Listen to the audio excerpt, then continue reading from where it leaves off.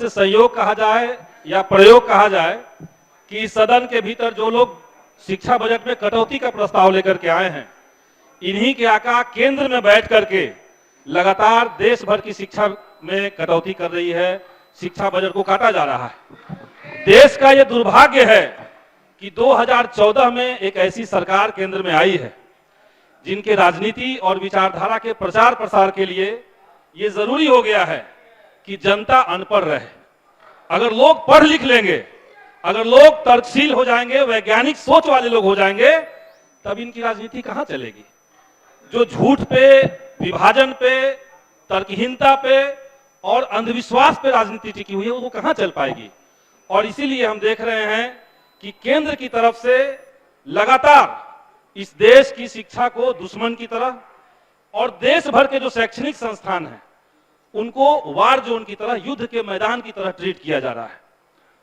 एक regular policy देश के अंदर बना हुआ है जहां पे लगातार बजट कटौती, शिक्षा में फीस वृद्धि, सीट कटौती, आरक्षण कटौती, कोर्स कटौती और ओबीसी, एससी, एसटी और माइनॉरिटी स्टूडेंट्स का विश्वविद्यालयों और संस्थानों से बहिष्करण, ये मोदी सरकार के शिक्षा नीति की ट्रेडमार्क बन चुकी है।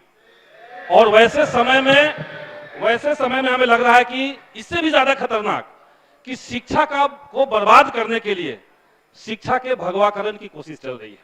और ये 3 लेवल पे चल रहा है, नियुक्ति के स्तर पर, नियंत्रण के स्तर पर और पाठ्यक्रम के स्तर पर।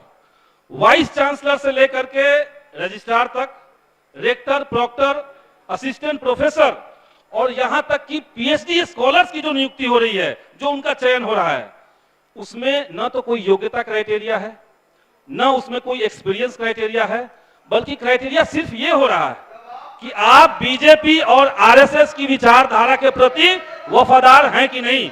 अगर आप हैं तो आपको ले लिया जाएगा, अदरवाइज नहीं लिया जाएगा। और ये बिहार के अंदर मैं देख रहा हूं कि बिहार के भीतर भी वाइस चांसलर की जो नियुक्ति हो रही है उसके भीतर जबरदस्त तरीके से भगवाकरण दिख रहा है। इस भगवाकरण ने शिक्षा व्यवस्था को जड़ तक महोदय बर्बाद कर रखा है। इसके साथ साथ इस तरह के जो वाइस चांसलर आ रहे हैं, प्रिंसिपल इस तरह के आ रहे हैं, वो संस्थानों में घुसने के बाद लगातार संस्थान को कमजोर करने की कोशिश कर रहे हैं। वहां के डिसीजन मेकिंग बॉडी को खत्म किया जा रहा है और इनके जो स्टूडेंट विंग है, एबीवीपी, उनको देश भर के विश्वविद्यालयों में, कॉलेजों में खुल करके मारपीट करने और हिंसा फैलाने की छूट दे रखी गई है। और कुल मिलाकर के देश की शिक्षा व्यवस्था को बर्बाद करने का एक पूरा प्लान है। अब हम बिहार के विश्वविद्यालयों की तरफ, बिहार की शिक्षा व्यवस्था की तरफ आते हैं महोदय। हम देख रहे हैं कि बिहार के तमाम जो विश्वविद्यालय हैं,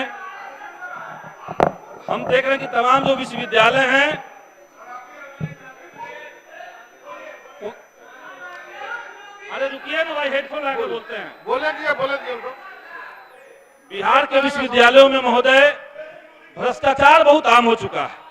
वहां पे सत्र अनियमितता है, लेकिन ये अनफॉर्चुनेट है कि जो बिहार यूनिवर्सिटी एक्ट 1976 है उसके मुताबिक राज्य सरकार को विश्वविद्यालयों को चलाने के भीतर कोई खास अधिकार नहीं दिया गया है।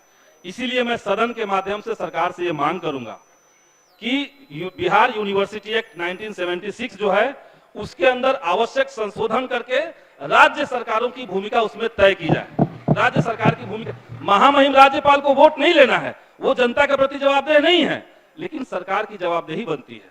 इसलिए मैं मांग करता हूं कि उसमें संशोधन किया जाए। देश भर में जो फंड कटौती है, सीट कटौती है, और कोई माननीय सदस्य भारतीय जनता पार्टी की तरफ से भी कह रहे थे कि स्कूलों कॉलेजों की बंदी चल रही है, उसको बंद करके शिफ्ट किया जा रहा है। तो इन तमाम जो पॉलिसी है इसको समेट करके केंद्र सरकार ने कोविड के टाइम पे 2020 में नई शिक्षा नीति 2020 लाई थी। और मैं आज यहाँ पे सदन से मांग करता हूं कि विधानसभा के भीतर, चूंकि शिक्षा जो है वो समवर्ती सूची में आता है, राज्यों के भी अधिकार है, केंद्र के भी अधिकार है, तो लेकिन राज्य सरकार इस बात को समझे कि नई शिक्षा नीति 2020 शिक्षा के व्यवसायीकरण का, शिक्षा से गरीबों की बेदखली का एक खुला फरमान है